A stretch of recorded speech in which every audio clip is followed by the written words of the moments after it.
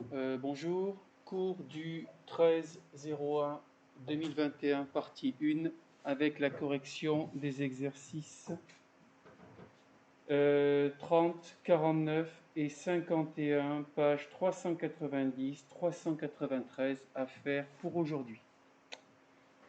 Je ne corrigerai pas le 30, page 390, il est déjà corrigé à la fin de votre livre.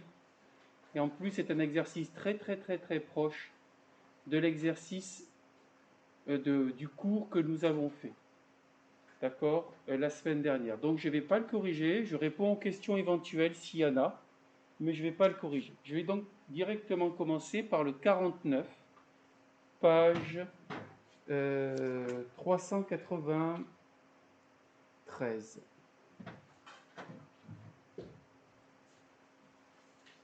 Je l'ai corrigé. J'ai pris une correction. Celui-là, il est important parce qu'il revient à plusieurs reprises. C'est pour ça que j'ai voulu vous le donner.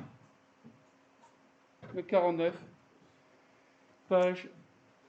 Vous avez donc la première chose à savoir, c'est qu'est-ce que c'est qu'un satellite géostationnaire.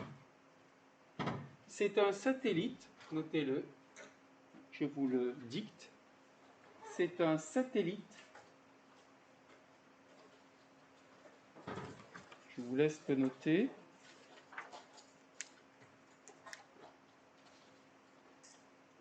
un satellite géostationnaire est un satellite artificiel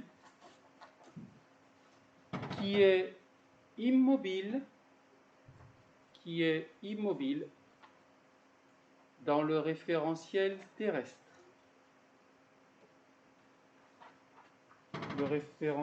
Un satellite géostationnaire est un satellite artificiel de la Terre qui est immobile dans le référentiel terrestre. Qu'est-ce que ça veut dire? Alors ça, vous le soulignez bien en rouge, ou vous l'encadrez en rouge, et puis vous mettez un petit panneau, disons, important. Maintenant, regardez. Supposons que ce rouleau soit la Terre. La Terre tourne autour de son axe qui est incliné comme ceci. D'accord? Moi, je vais supposer que mon axe est vertical pour que ça soit plus visible. La Terre tourne donc comme ça. Si ça, mon stylo et mon satellite géostationnaire, il tourne autour de l'axe de rotation de la Terre à la même vitesse qu'un point de la Terre. De telle sorte qu'un satellite géostationnaire reste toujours au-dessus du même point de la Terre. C'est-à-dire, par exemple, celui de mon doigt. D'accord? Il tourne, il reste toujours au-dessus de mon doigt. On est d'accord là-dessus? Enfin, les satellites géostationnaires sont toujours au-dessus de l'équateur, au-dessus d'un point de l'équateur. D'accord? Alors, qu'est-ce qu'on vous dit? Reprenons notre exercice. Un satellite géostationnaire, c'est des satellites qui sont en orbite circulaire. Donc, l'orbite d'un satellite géostationnaire est circulaire. Et le satellite est toujours au-dessus d'un point de l'équateur. On est d'accord?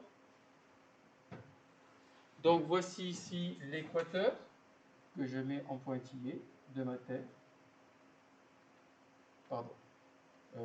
L'équateur, le voilà ici, avec le pôle nord au-dessus et le pôle sud en dessous. Et vous voyez que notre satellite, il est dans le plan de l'équateur. Son mouvement de rotation circulaire est dans le plan de l'équateur. On est d'accord? Ces satellites, ils sont mis en orbite par étapes. Et la première question, c'était de faire un schéma d'accord, qui représente les différentes étapes de sa mise en orbite. Donc, on a représenté la Terre ici, de centre T. On a représenté l'orbite géostationnaire, qui est ici. D'accord? Et on vous dit que cette orbite géostationnaire, elle a une certaine altitude de la surface de la Terre. Cette altitude étant notée HGS. Mais attention, le cercle, le rayon du cercle, c'est la distance qui sépare le satellite du centre de la Terre. Donc le rayon du cercle, hein, qui est ici, ce rayon-là, eh bien, ça va être le rayon de la Terre plus l'altitude du satellite par rapport à la surface de la Terre. Donc, ce rayon-là, le rayon du cercle, c'est RT plus HGS. Et ça, c'est le rayon de notre cercle. OK? Alors,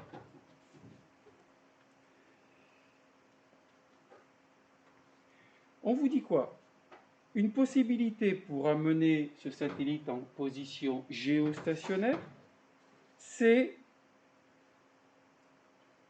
d'abord de commencer par amener le satellite en orbite basse à une altitude de 200 km. D'accord? C'est-à-dire qu'on va le faire décoller de la Terre, ce satellite, grâce à une fusée, on va l'amener, tac ici, à 200 km d'altitude de la Terre. C'est-à-dire très très proche de la Terre. Donc c'est la fusée qui l'amène en ce point. D'accord? À 200 km, donc c'est très proche à l'échelle de votre surface de la Terre, à une altitude de 200 km. Ensuite, au moment où il va être donc en ce point-là, le satellite, on va le placer dans ce qu'on appelle une orbite de transfert, qui est une orbite elliptique. Une orbite elliptique. Et qu'est-ce qu'on vous dit? Cette orbite elliptique, d'accord, a son point le plus, qu'ils appellent l'apogée, c'est-à-dire le point le plus éloigné du foyer de l'ellipse, puisque si votre satellite est en mouvement elliptique autour de la Terre qui est son centre attracteur, le centre de la Terre doit occuper l'un des foyers. L'autre foyer est donc ici, et il est vide.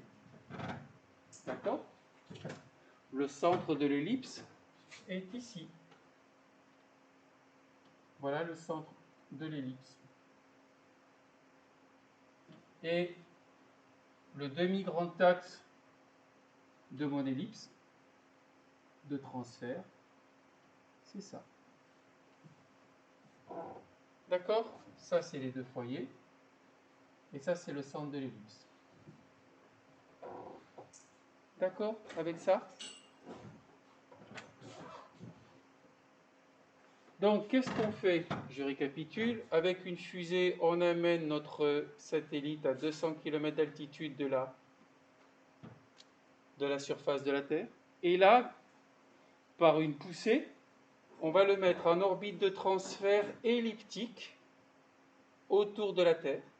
Ce qui veut dire que la Terre est l'objet attracteur de notre satellite. Et donc, le centre de la Terre occupe le foyer de cette ellipse. Et cette ellipse va avoir comme caractéristique que lorsque le satellite est le plus éloigné de son centre attracteur, le centre de la Terre, il est justement positionné à une altitude de la Terre, HGS. Et à ce moment-là, on va lui donner une deuxième poussée à ce satellite pour le mettre en orbite géostationnaire, mouvement circulaire autour de la Terre, de centre T. Est-ce que c'est clair pour la méthode? D'abord, avec une fusée, on l'amène à 200 km d'altitude, puis on le met en orbite autour de la Terre suivant cette ellipse. Et ce point-là de l'ellipse est justement à une altitude HGS de la surface de la Terre. Et au moment où le satellite arrive à cette altitude justement qui nous intéresse, l'altitude géostationnaire de notre satellite, on lui donne une deuxième poussée pour le remettre en mouvement de rotation circulaire autour de la Terre à cette altitude-là. On est d'accord là-dessus? C'est ce qui vous était décrit dans le... qui vous était décrit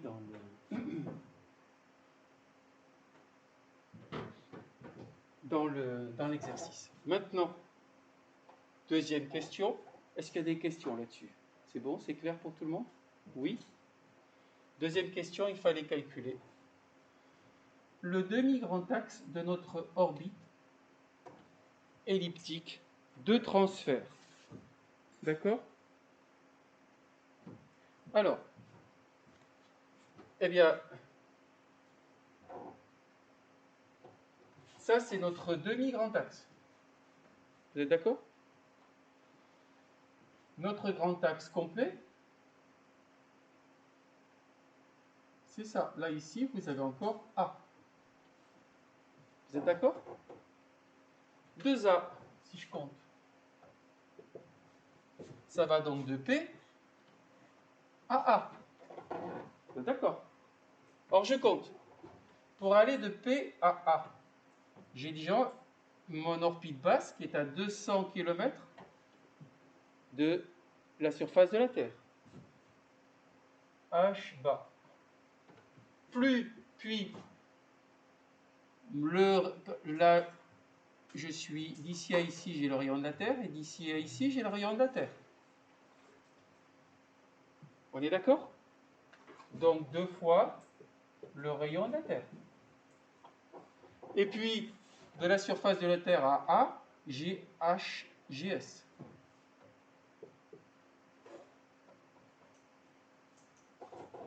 C'est ce qu'il y a écrit ici. Du coup, j'ai A, il me suffit de diviser tout ça par 2 et de faire le calcul. Est-ce que c'est compris pour tout le monde, ça? Oui? Vous me dites si c'est pas compris.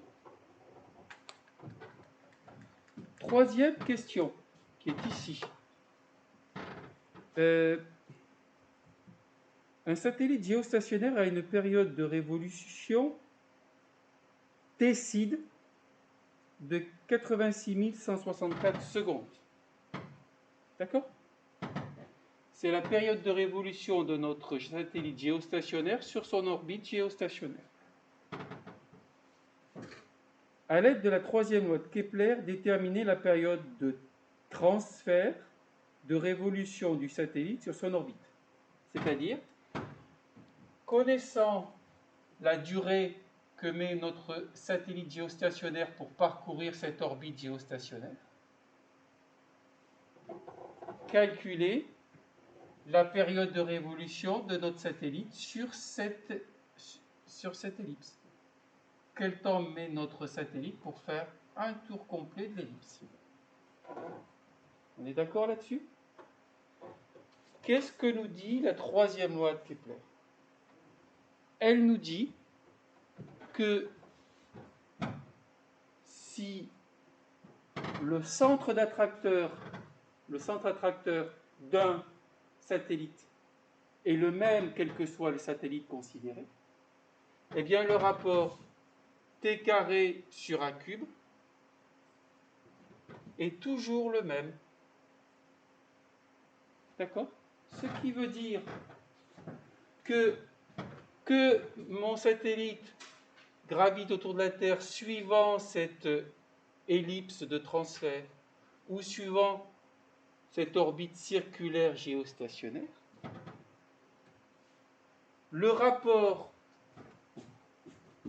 de cette période de révolution au carré divisé par le rayon au cube est identique au rapport de cette période de révolution au carré sur l'orbite de transfert divisé par le demi-grand axe au cube.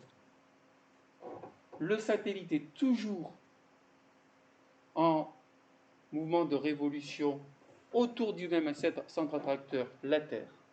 Donc, quel que soit le type de mouvement de révolution qu'il a autour de son centre attracteur,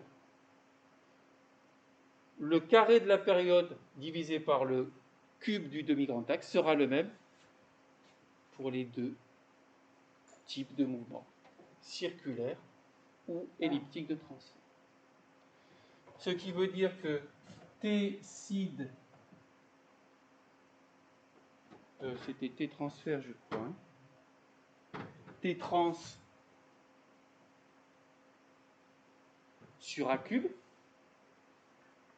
doit être égal à T carré SID sur, alors là, comme l'orbite est circulaire, on ne prend pas en compte le demi-grand axe, mais le rayon sur R cube.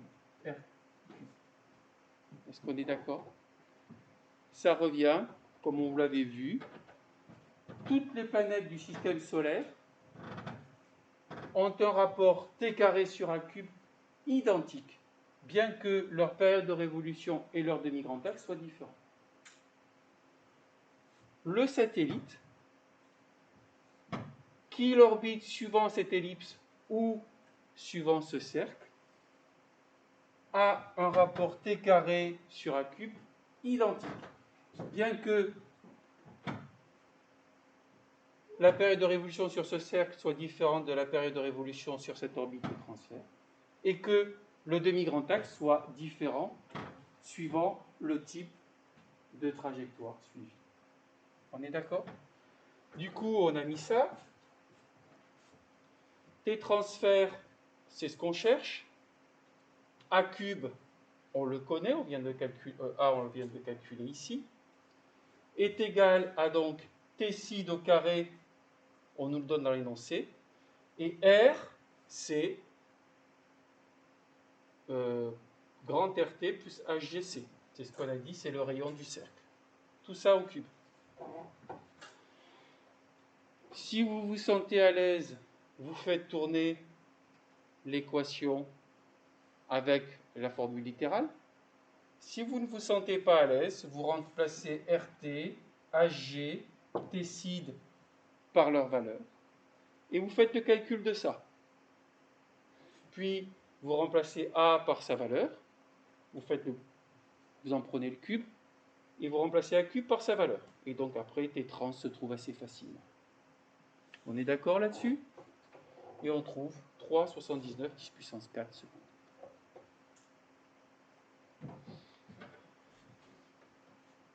Donc, tous les exercices qui vont porter sur la troisième loi de Kepler vont porter là-dessus, où on vous donne un satellite qui orbite suivant deux trajectoires différentes autour du même centre attracteur, et comme ici, le rapport T carré sur A cube sera identique, quelles que soient les deux trajectoires.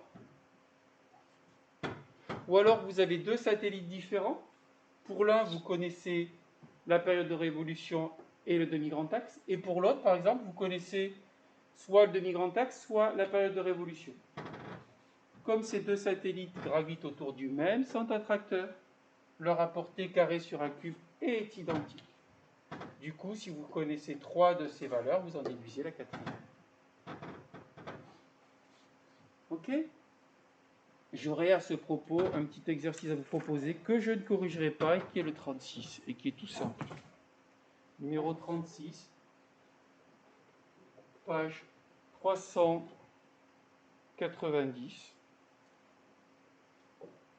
que je ne corrigerai pas. Par contre, je vous donnerai juste des valeurs qu'il faut trouver et vous vérifierez. D'accord?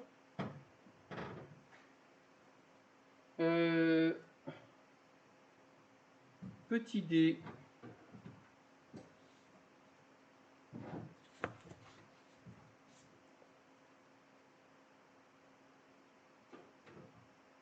Je peux faire peut-être un peu mieux au niveau de la mise au point.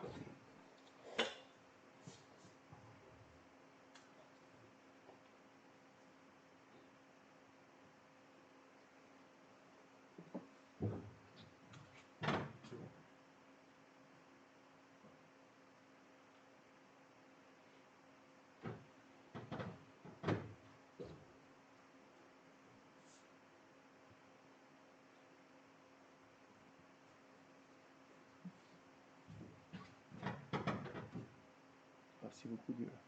C'est mieux. Voilà, ça marche. Allez, petit dé.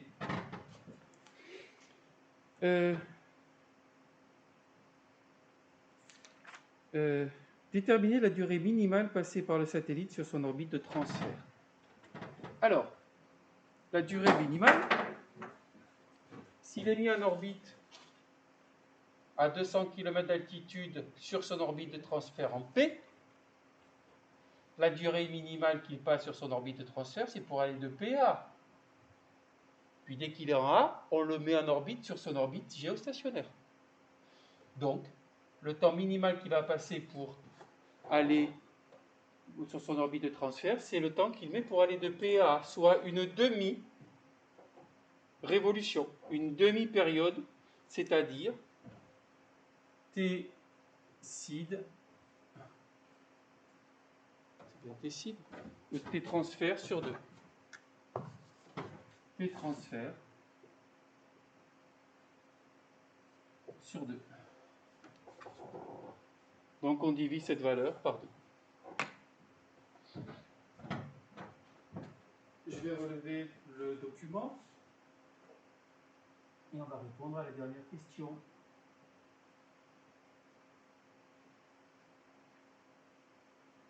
Voilà.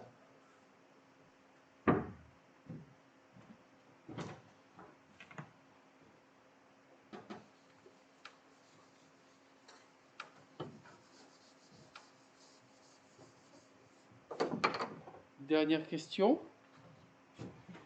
Lorsqu'un satellite géostationnaire a terminé sa mission, il va être dirigé vers une orbite cimetière à 300 km au-dessus de l'orbite géostationnaire. Déterminer la période de révolution d'un tel déchet. Eh bien, c'est encore la même chose. Là,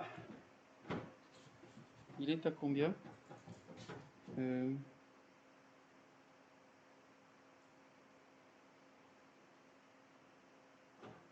C'est-à-dire qu'on va la mener à une altitude. Ici, il y aura 300 km. Et il va donc orbiter sur son orbite cimetière à 300 km au-dessus de notre orbite géostationnaire. C'est-à-dire qu'il va être à une altitude... Il va cette fois-ci graviter sur un cercle de rayon R' égale RT plus AGS plus 300. D'accord? Du coup, eh bien, comme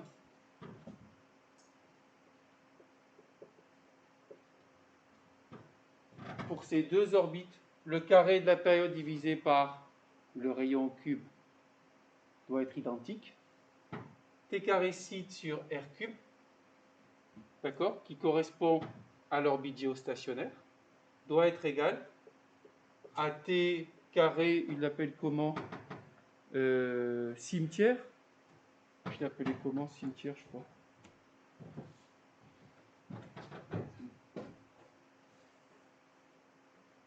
Voilà, cimetière. T carré cimetière sur R' au cube, où R' c'est la distance, le rayon de notre nouvelle orbite. On est d'accord? Le reste du calcul, vous le trouvez là.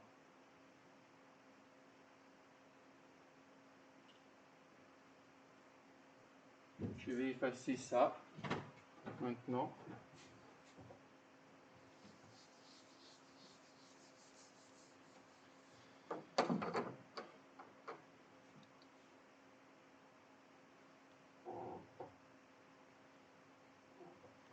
D'accord. Donc on va remplacer R par RT plus AGS.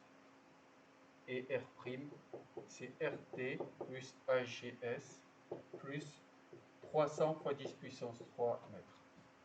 D'accord? On connaît ça, ça et ça, on va en déduire ça. à travers cette formule-là. H cimetière, c'est ce que j'ai appelé ici H cimetière, c'est ça. H cimetière, c'est l'altitude du satellite géostationnaire sur son orbite géostationnaire, plus les 300 km. D'accord? C'est clair pour ça? Il y a des questions? Non? Alors on va passer au 51. On va passer au 51. On va passer au 51.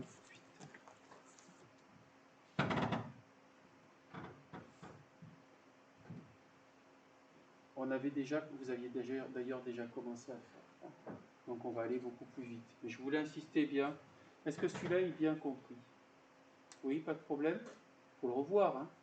Mais il est classique, mais il peut revenir, mais toujours sur la même forme. D'accord. Mais on peut changer, à la place de vous faire calculer T transfert, on peut vous faire calculer A. Mais souvent, c'est sous cette forme-là qu'on vous pose. Il est tiré d'une annale qui avait été donnée il y a quelques années. Allez, je vais effacer et je vais passer au suivant.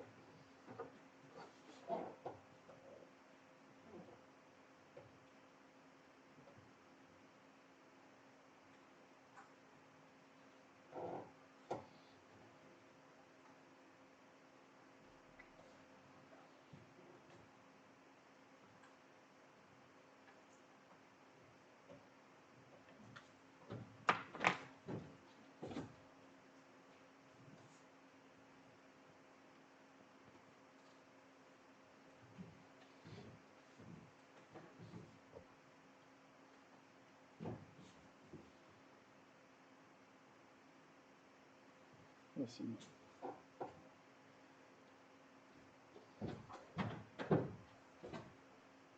Allez, je passe. Alors, peut-être le prochain. Vous prenez des valeurs à la volée, mais si vous avez, je ne voudrais pas perdre trop de temps. Vous voyez, comme ça que vous notiez, je vous le mettrai. Notez des choses. Et si vous voulez, je vous le mettrai sur le pad. Allez, celui-là, je voulais que vous le copiez, il était important. On n'en avait pas encore fait de ce type-là.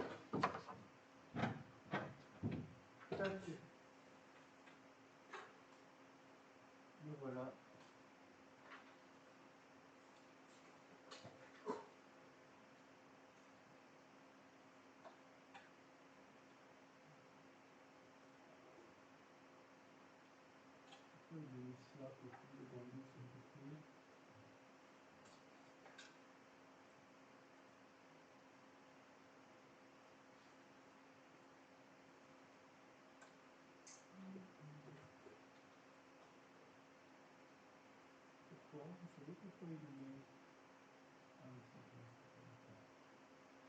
Voilà. 51. On y va pour le 51. Classique. Le Soleil est en orbite, est à une distance, ici R, du centre de la galaxie, qui est noté O. Le Soleil est noté S. Et la distance qui le sépare du centre de la galaxie, c'est R. D'accord? Donc, même si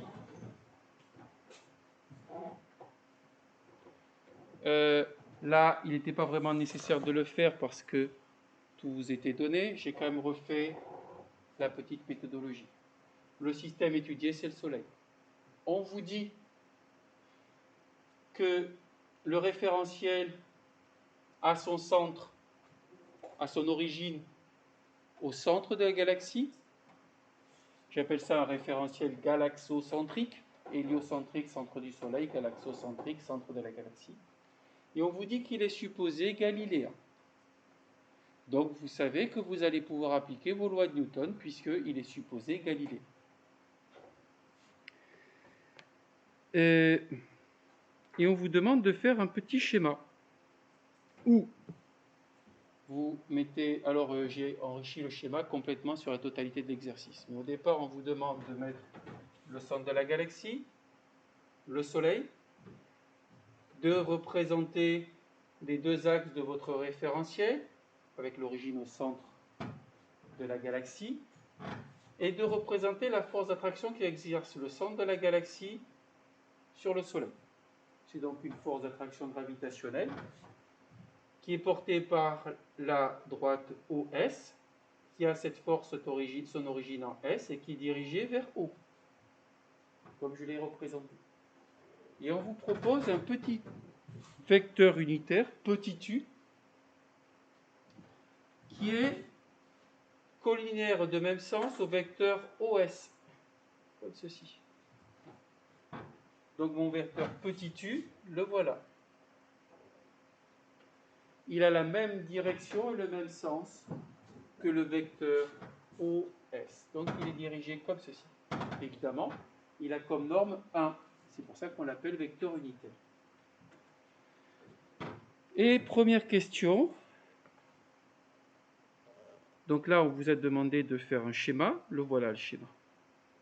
C'est la question 1. Petit b, on vous demande d'exprimer la deuxième loi de Newton. La force, c'est la force qui exerce le centre de la galaxie O sur le Soleil, S. Eh bien, vous voyez que la force, on va devoir exprimer cette force en fonction du vecteur unitaire U. C'est ça qui veut.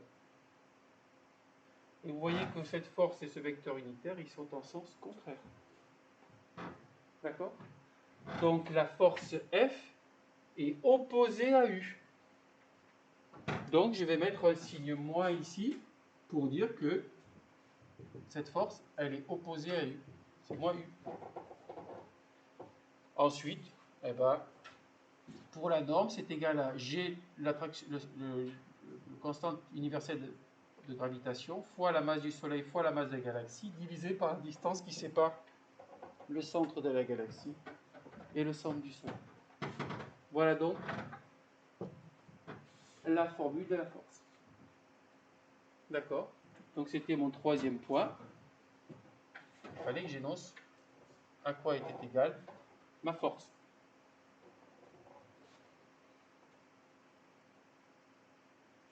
Et puis, on vous demande, c'était d'appliquer la deuxième loi de Newton pour déterminer l'expression de l'accélération. Notre système est soumis qu'à une seule force. Donc la somme des forces qui s'appliquent à ce système est différente de 0. Du coup, je dois appliquer ma deuxième loi de Newton. Je la cite, somme des forces égale ma.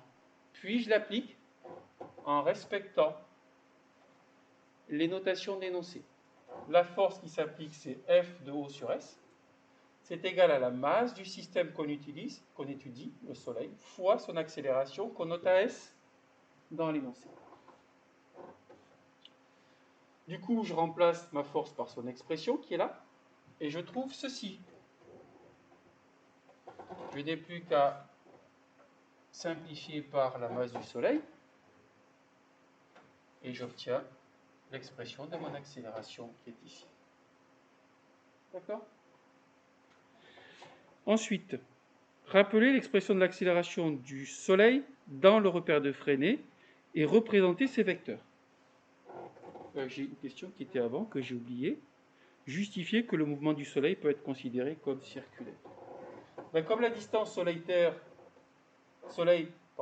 de la galaxie, c'est-à-dire la distance OS, on vous dit qu'elle est constante et égale à cette valeur-là, exprimée, attention, en années-lumière, il n'y a pas 36 solutions. Si la distance est toujours la même, votre objet ne peut avoir qu'un mouvement circulaire.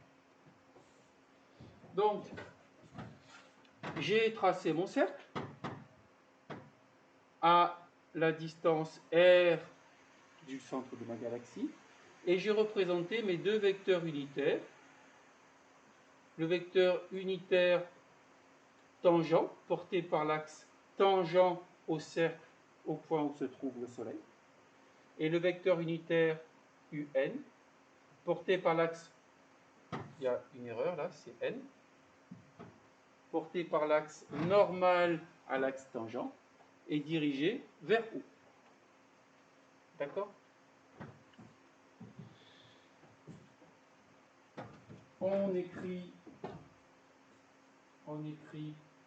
maintenant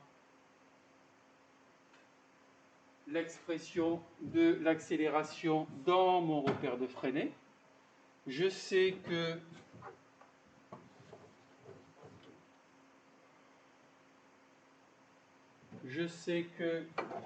dans mon repère de Freinet, un mouvement circulaire quelconque a une accélération tangentielle égale à la dérivée de la vitesse du satellite qu'on vous demande de noter VS, la vitesse du Soleil, pardon, qu'on vous demande de noter VS par rapport au temps, et que l'accélération normale dans le repère de Freinet, c'est Vs carré sur la distance qui sépare S de O, c'est-à-dire R. Et j'ai exprimé aussi ma force F de O sur S dans le repère de Freinet. Je vois que ma force F de OS, qui est comme ceci, elle est perpendiculaire à l'axe tangent. Donc, sa coordonnée suivant l'axe tangent, elle est nulle. Et ma force F de OS, elle a la même direction que U. Donc, la coordonnée suivant N, suivant l'axe N, sera positive et sera égale à sa norme, G ms grand mg sur R carré. Est-ce que jusque-là, ça va? Oui ou non? Salima, c'est bon? Et bien après, il n'y a plus qu'à. C'est bien simple, on a tout fait là. C'est le coup. J'écris donc que ma force F, c'est égal à la masse du Soleil fois son accélération. Donc, masse du Soleil fois son accélération tangentielle, dv sur dvs sur dt, doit être égale à la coordonnée tangentielle de ma force, 0.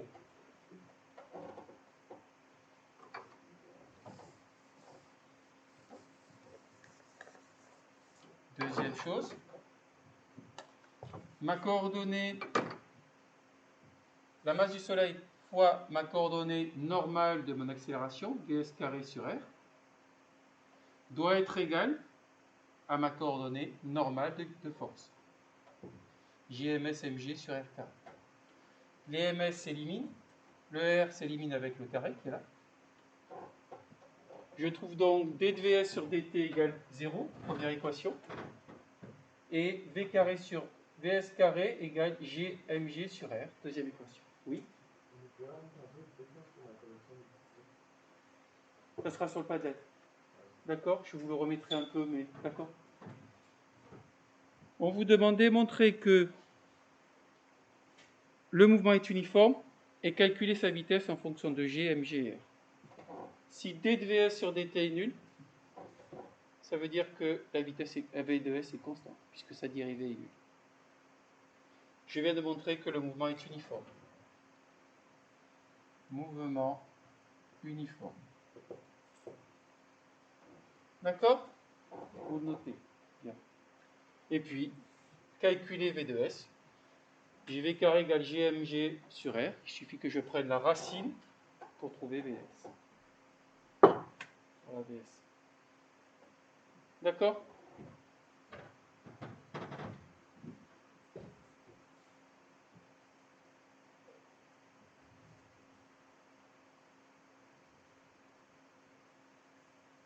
J'ai question F. Déterminer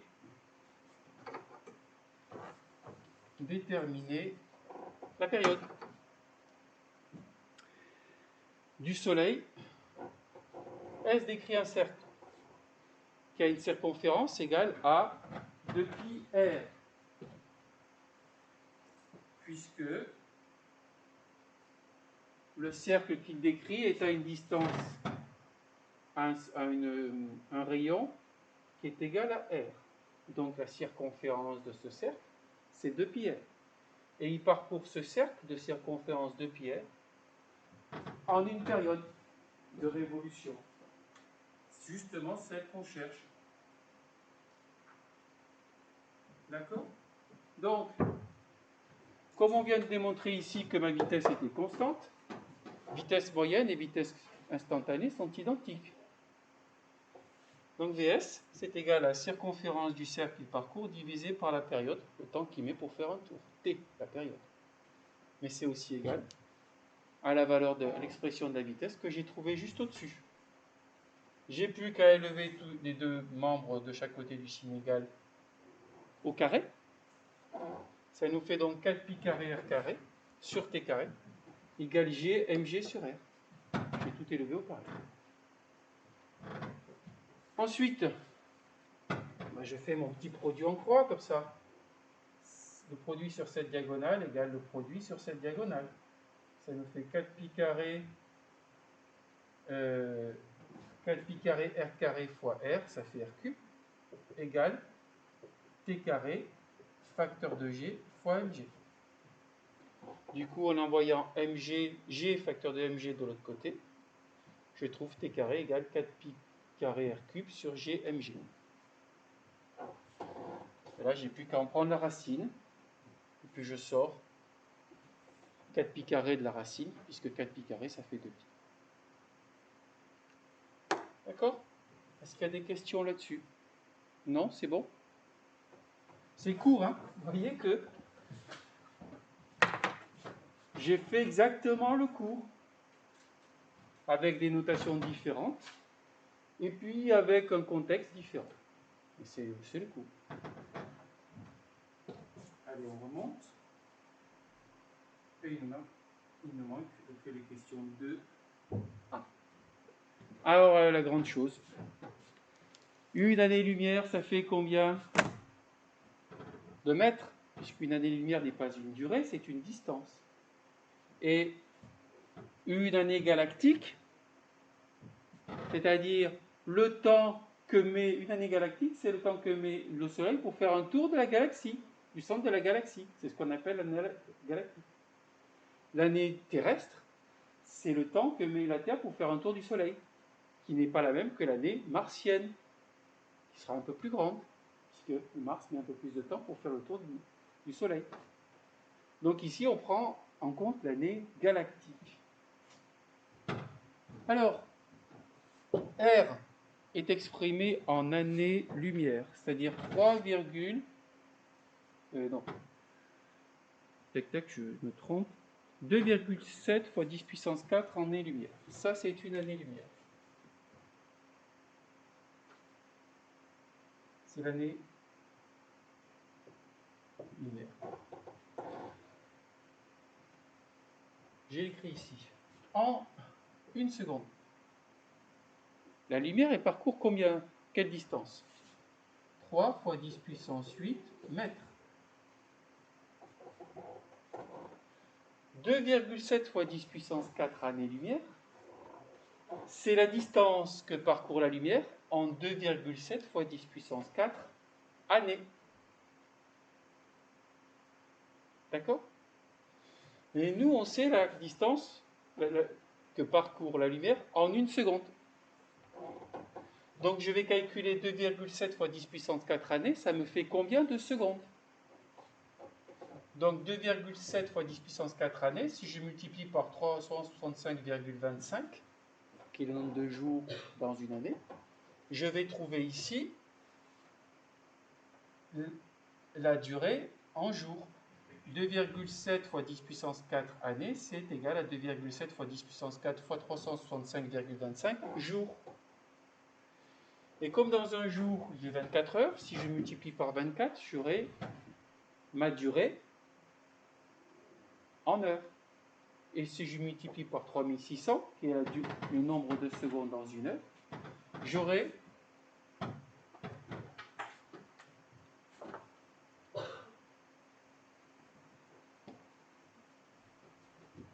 2,7 fois 10 puissance 4 années en exprimé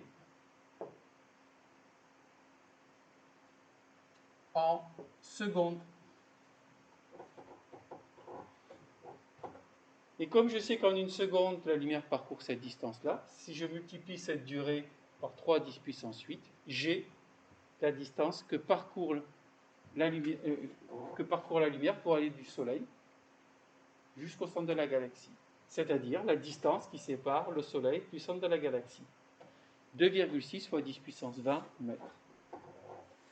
L'année galactique, bah, c'est pareil. Une année galactique, on vous dit que c'est de, je ne sais plus combien,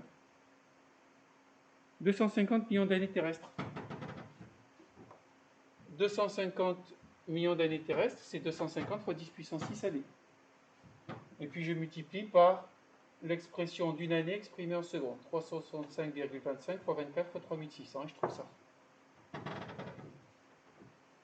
D'accord? Et donc,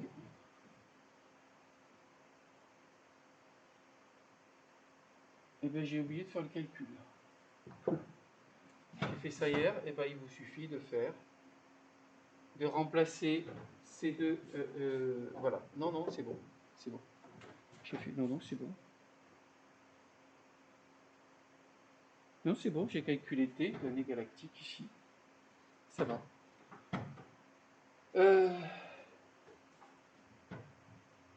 On estime la masse calculée mg. Je connais T, l'année galactique, qui est TS ici.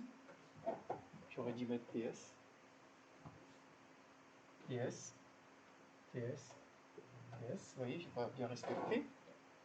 Je connais TS, je connais R, je connais G. Je vais pouvoir calculer mg. Il faut que je fasse tourner ma formule. Bon, je vous laisse le faire. mg va être égal à ça. Puis je fais tourner cette formule-là. Vous revenez à partir d'ici. D'accord? Ça fait 4 pi carré r cube sur TSG au carré G. Et si on porte T, ici c'est les valeurs de TS et de R dans ces deux formules, ben vous trouvez cette masse pour la galaxie. D'accord? Oui ou non? C'est du calcul, ça. Bon. Hein, c'est faire tourner la formule, je vous ai dit, si vous ne vous sentez pas à l'aise, vous repartez de là, vous remplacez toutes les valeurs que vous pouvez dans la formule, et après vous faites tourner. Vous simplifiez la formule au maximum, et après vous faites tourner. Alors, on vous dit que normalement, la masse de la galaxie, c'est 10 puissance 12 fois la masse solaire. Donc j'ai calculé, la masse solaire fois 10 puissance 12, ça me donne 2 fois 10 puissance 42 kg. Ça, c'est la masse de la galaxie estimée. Et on voit qu'elle est supérieure à la masse que nous avons déduite ici, pour la galaxie. Quasiment d'un facteur 10. Là, c'est quasiment divisé par 10. Donc, c'est le modèle que nous avons choisi, là, au-dessus, pour calculer la masse de la galaxie. Il sous-estime la masse de la galaxie. Puisque normalement, la masse de la galaxie est 2 fois supérieure. Est-ce qu'il y a des questions là-dessus? Mathilde, ça va? Ouais, c'est bon pour tout le monde? Quelle heure est-il?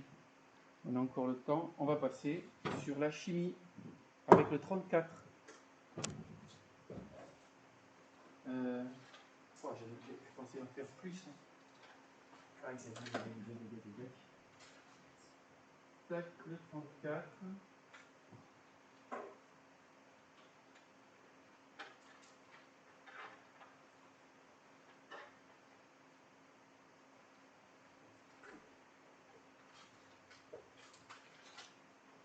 Bon, là, on a quasiment fait le tour. Hein.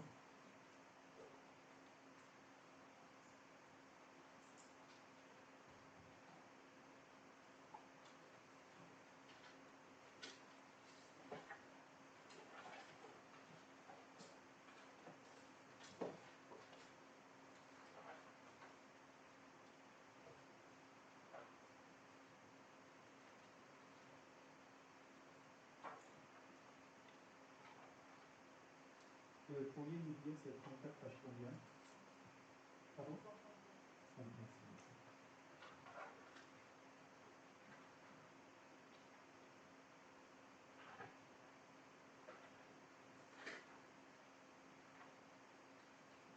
Voilà.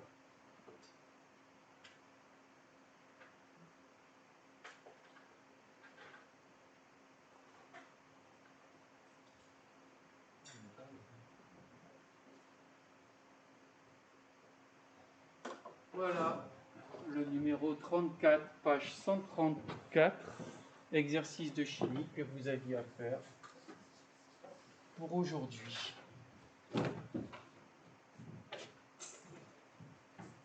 Numéro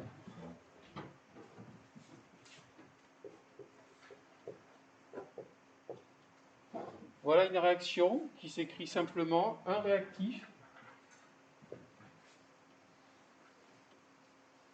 C'est typiquement ce qu'on appelle une dismutation. Réagit avec lui-même pour donner deux produits B et C suivant cette équation-là. On fait le suivi cinétique. Et on trace logarithme de A, le logarithme népérien de la concentration de A, qui est le réactif, en fonction du temps. Quelle est la courbe qui est associée à une réaction d'ordre 1? Vous savez, ça c'est court, c'est ce qu'on a vu lundi, non, la semaine dernière, que si une réaction suit une vitesse d'ordre 1, une cinétique d'ordre 1, le logarithme de la concentration du réactif doit être une fonction affine du temps. C'est-à-dire que le logarithme de ma concentration à un instant t doit être égal au logarithme de ma concentration en réactif à l'instant t0 moins kt.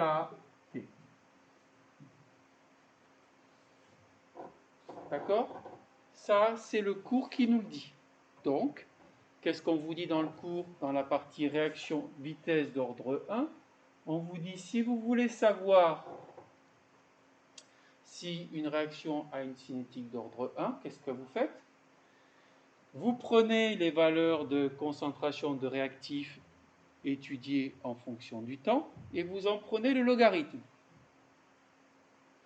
Et puis vous représentez le logarithme de ces concentrations en fonction du temps. Si vous obtenez une droite affine, vous pouvez affirmer que c'est une réaction et suivant une cinétique d'ordre 1. Donc, on a tracé le logarithme de 1 en fonction du temps.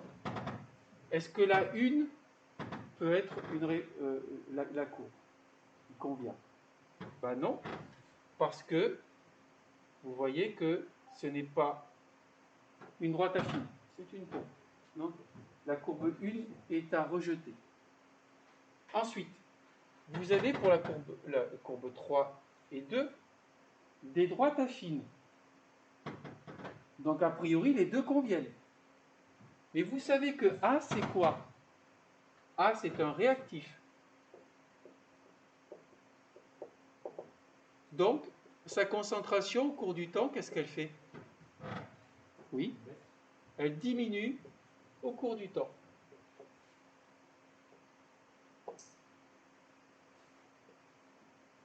Du coup,